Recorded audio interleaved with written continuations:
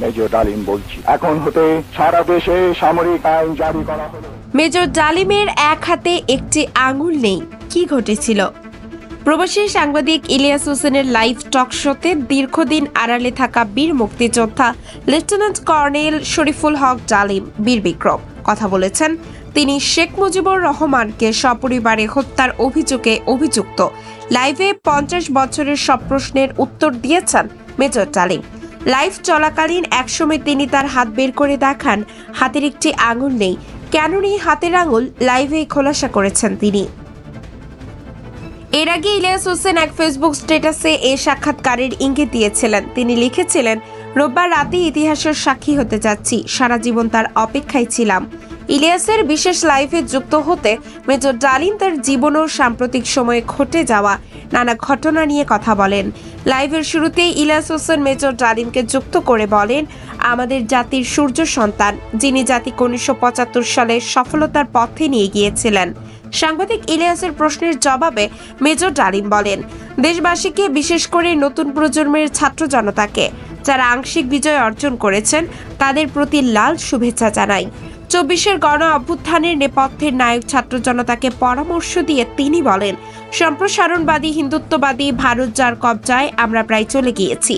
সে অবস্থান থেকে সে 71-এর মতো আরেকটা স্বাধীনতা অর্জন করতে হবে, তা না হলে বিপ্লব ব্যর্থতায় পর্যবসিত হবে। টকশোতে এক পর্যায়ে মুক্তিযুদ্ধ চলাকালীন ইতিহাস বলতে শুরু করেন মেজর ডালিম। তখন তিনি তার হাত দেখিয়ে জানান, মুক্তিযুদ্ধ চলাকালীন সময়ে আহত হয়ে বাম হাতের আঙুল হারিয়েছেন। এছাড়াও তার শরীরের বেশ কয়েক জায়গায় জখম হয়েছিল। তিনি বলেন, আর আমি যুদ্ধের সময় 3-4 বার আহত হয়েছি, তার একটি নিদর্শন আমার হাতের অবস্থা দেখো। এটি বলে তিনি তার বাঁ হাত উঁচিয়ে দেখান। তখন দেখা যায় তার বাঁ হাতের একটি আঙুল নেই। 75-এর হত্যাকাণ্ডের নেপথ্যের কারণ জানতে চাইলে তিনি বিস্তারিত ইতিহাস তুলে ধরেন। মেজর ডালিম বলেন, খুবই স্পর্শকাতর প্রশ্ন, নিজের বাদ্য নিজে বাজানো যায় না। প্রথম কথা, 15ই আগস্ট কোনো বিচ্ছিন্ন ঘটনা না, এটার সূত্রপাত হয় মুক্তিযুদ্ধ চলাকালীন অবস্থায়।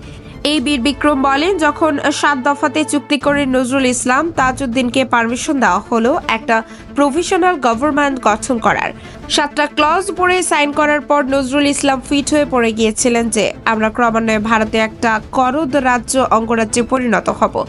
তিনি বলেন, শেখ মুজিব তার জুলুমের মাত্রা এতটাই তীব্র করেছিল স্বৈরাচারী আচরণের মতো যে তখন মানুষ রবের কাছে মুক্তি চাচ্ছিল তার জুলুমের অবসানের জন্য।